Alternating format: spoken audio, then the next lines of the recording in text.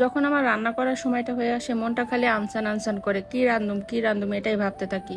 স্বামীটাও আমার বাসায় এসে বলে, কি রান্না করো, আর খেতে ভাল লাগে না, ডেলি ডেলি নতুন কিছু রান্না করতে পারো না? আপনারাই বলেন, আমি নতুন জিনিস কোথা থেকে আবিষ্কার করব? আমি কি বিজ্ঞানী? আমি নতুন জিনিস কোথা থেকে পাবো? সে যা বাজার করে আনে আমি তো তাই রান্না করি।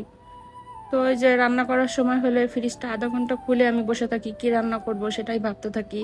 তো এই যে ফ্রিজের মধ্যে হাত দিয়ে নাড়াচাড়া করতে করতে হাতে বেঁধে গেল সাজনা। তা ভাবলাম আজকে সাজনাটা রান্না করে ফেলি চিংড়ি মাছ দিয়ে। তো এই যে বের করে নিয়ে আসলাম সাজনাটা। আর দেখতেছিলাম আর কিছু রান্না করা যায় কিনা। আর ভাল লাগে না বলেন, ডেলি ডেলি একই রকম সবজি মাছ মাংস খেতে খেতে একেবারে বোরিং হয়ে গেছি। আর ভাল লাগে না এগুলা খেতে। যদি না খেয়ে থাকা যেত সেটাই মনে হয় ভালো হতো, তাইলে আর রান্না বাড়া কিছুই করা লাগতো না, ভালো হইতো সেটা। তো এই যে সাজনাটা বের করে আনলাম, সাজনাটা এখন আমি ছোট ছোট করে কেটে রাখবো। আর এই যেদিকে কিছু ইলিশ মাছও বের করে নিয়েছিলাম, ভাবলাম খেতে যখন কিছুই ভালো লাগছে না, ইলিশ মাছটা রান্না করলে হয়তো ভালো লাগবে, এই জন্য আর কি ইলিশ মাছটা নিয়ে আসলাম। ইলিশ মাছটা আগের দিন রান্না করছিলাম, আর এই যে কয় পিসই ছিল, তাই ভাবলাম এটা নিয়ে আসি, এটাই রান্না করি। 5-6 পিসের মতো হবে মনে হয়, ভাবলাম এটাই আজকে ভুনা করি। তো এই যে ইলিশ মাছটা আমি একটু ভিজায় রাখলাম। ইলিশ মাছটা ভিজায় রেখে আমি এখন সাজনাটা কেটে নেব।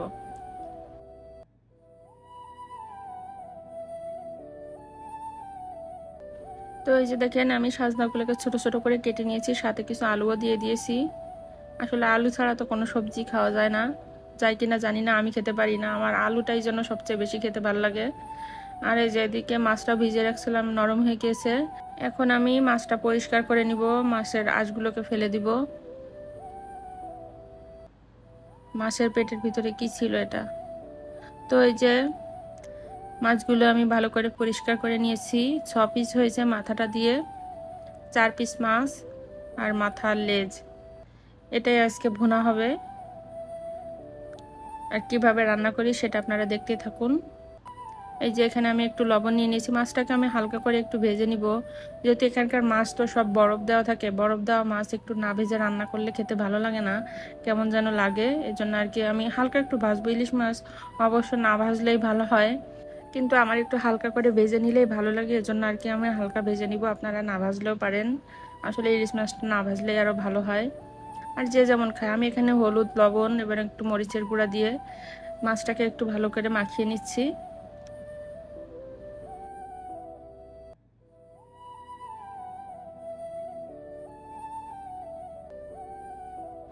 এই যে মাছটাকে আমি ভালো করে হলুদ লবণ এবং মরিচের গুঁড়া দিয়ে মাখিয়ে নিয়েছি। এখন আমি মাছটাকে ভাজতে নিব। এই যে কড়াই বসিয়ে দিয়েছি, এখন দিয়ে দিলাম একটু তেল। আমরা কিন্তু অলিভ অয়েল তেলটা খাই, এটা শরীরের পক্ষে খুবই ভালো। আপনি যতটা বেশি খান না কেন কোনো সমস্যা নাই, ফ্যাট নাই, এই জন্য বেশি খেলেও সমস্যা হয় না। আর আমার একটু বেশি তেলই দেওয়া হয়, এই জন্য আর কি অলিভ অয়েল তেলটা খাওয়া। তেল বেশি না দিলে আমার ভালো লাগে না, তেলটা ভাসা ভাসা থাকবে, সেই তরকারিটা দেখতে আমার কাছে ভালো লাগে। তো এই যে এক এক করে আমি মাছটাকে ভেজে নিচ্ছি। আমার ভিডিও আপনাদের কাছে কেমন লাগে কমেন্টে জানিয়ে যাবেন। যদি ভালো লাগে আমার চ্যানেলটা সাবস্ক্রাইব করে দিবেন, আর পাশে থাকা বেল আইকনটা অন করে রাখবেন, তাহলে পরবর্তী ভিডিও আপলোড করার সাথে সাথে আপনাদের কাছে নোটিফিকেশন পৌঁছে যাবে। এই যে আমার ইলিশ মাছটা ভাজা হয়ে গিয়েছে, দেখেন আমি হালকা করেই ভাজছি, খুব বেশি একটা ভাজি নাই, শুধু এপাশ ওপাশ করে ভেজে নিয়েছি। এখন আমি মাছ ভাজার এই তেলেই কিছু পেঁয়াজ দিয়ে দিব, পেঁয়াজটাকে আমি হালকা করে একটু ভেজে নিব। আজকে আমি ইলিশ মাছটা একটু ঝোল ঝোল করে পাতলা ঝোল রান্না করব ইলিশ মাছের, গরমের দিনে খেতে ভালোই লাগবে। এখন আমি দিয়ে দিব একটু লবণ। লবণটা দিয়ে আমি আরেকটু নাড়াচাড়া করে দিয়ে দিব বাটা মশলা, আদা রসুন এবং জিরা বাটা আছে এখানে। মশলাগুলো দিয়ে আমি আরো একটু ভালো করে নাড়াচাড়া করে দিয়ে দিব একটু হলুদের গুঁড়া এবং একটু মরিচের গুঁড়া।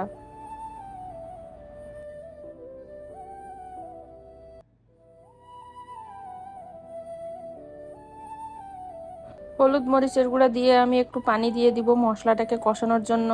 আসলে সব রান্নার কিন্তু এই একটাই নিয়ম থাকে, মশলাটা যত বেশি কষানো হবে খাবারের স্বাদটা কিন্তু তত বেশি ভালো হবে। এর জন্য আর কি মশলাটা একটু ভালো করে কষিয়ে নিতে হয়। এখন আমি ঝোলের জন্য একটু পানি দিয়ে দিলাম। ঝোলটা যখন ফুটে আসবে তখন আমি ভেজে রাখা মাছগুলোকে এক এক করে দিয়ে দিব। একটা ভিডিও তৈরি করতে অনেক কষ্ট হয় বন্ধুরা, দয়া করে কেউ ভিডিওটা স্কিপ করবেন না কিংবা হাফ দেখে রেখে দিবেন না, দয়া করে সকলে ফুল ওয়াচ করে দিবেন। আর এই যে এদিকে ইলিশ মাছটা রান্না হতে হতে ওদিকে আমি সাজনাটাও রান্না বসিয়ে দিব। এই জন্য কিছু পেঁয়াজ এবং কাঁচামরিচ দিয়ে দিলাম। পেঁয়াজ কাঁচামরিচটাকে আমি হালকা করে একটু ভাজি করে নিব, খুব বেশি একটা ভাজবো না, হালকা করে একটু ভাজবো।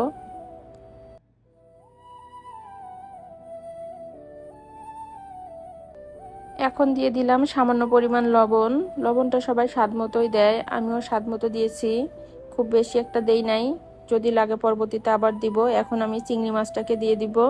চিংড়ি মাছটাকে আমি পেঁয়াজ এবং কাঁচামরিচের সাথে ভালো করে ভেজে নিব। আর এই যে এদিকে দেখেন আমার ইলিশ মাছটা রান্না করা হচ্ছে, মাশাআল্লাহ খুব সুন্দর একটা কালার আসছে। এখন আমি কিছু কাঁচামরিচ দিয়ে দিব উপরে।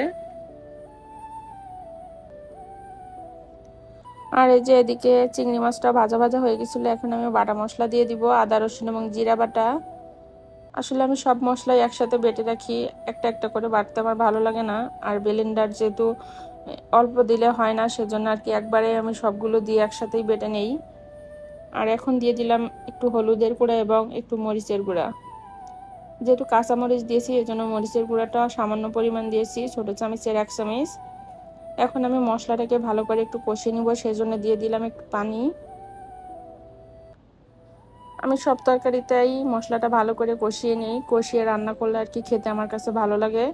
এখন আমি সাজনা এবং আলুটা দিয়ে দিলাম, এগুলো এখন আমি মশলার সাথে ভালো করে মিশিয়ে নিব, তারপর একটু ঢাকনা দিয়ে ঢেকে কিছুক্ষণ কষিয়ে নিব। আর এই যে এদিকে দেখেন মাছটা রান্না করা হয়ে গিয়েছে, এখন আমি উপরে কিছু ধনেপাতা দিয়ে দিলাম। আসলে ধনেপাতার কালারটা দেখতে কিন্তু মাশাআল্লাহ অনেক সুন্দর লাগে, আমার কাছে তো ভালো লাগে, আপনাদের কাছে কেমন লাগে অবশ্যই জানাবেন। আর এই যে এদিকে সাজনাটা কষানো হয়ে গেছে, এখন আমি একটু ঝোলের জন্য পানি দিয়ে দিলাম। ইলিশ মাছ রান্না করা হয়ে গিয়েছে, মাশাআল্লাহ দেখেন সুন্দর একটা কালার আসছে, আপনাদের কাছে কেমন লাগছে অবশ্যই জানাবেন কিন্তু।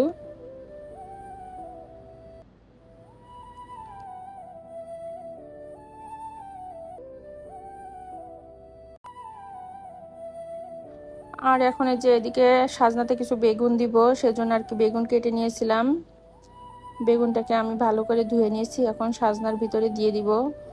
কড়াইটা একটু ছোট হয়ে গিয়েছিল, বড় কড়াইটাতে হাঁসের মাংস রান্না করা আছে, এজন্য আর কি ওটা আর নেই নাই। কড়াইটা ছোট কিন্তু ভিডিওতে দেখা যাচ্ছে অনেক বড়, এজন্য আর কি ভরে গেছে কড়াইটা তরকারিতে। তারপরে রান্না হয়ে গেলে কমে যাবে, যে দেখেন অনেকটাই কমে গিয়েছে। এখন আমি ধনেপাতা দিয়ে দিব উপরে কিছু। আসলে ধনেপাতার ফ্লেভারটা আমার কাছে অনেক ভালো লাগে, সেজন্য আর কি সবকিছুতেই ধনেপাতাটা দেই। আমার রান্নাটা প্রায় হয়ে গিয়েছে, আজকের মতো ভিডিওটা এ পর্যন্তই। সবাই ভালো থাকবেন, সুস্থ থাকবেন, সবার জন্য রইল অনেক অনেক শুভকামনা। আল্লাহ হাফেজ, আসসালামু আলাইকুম।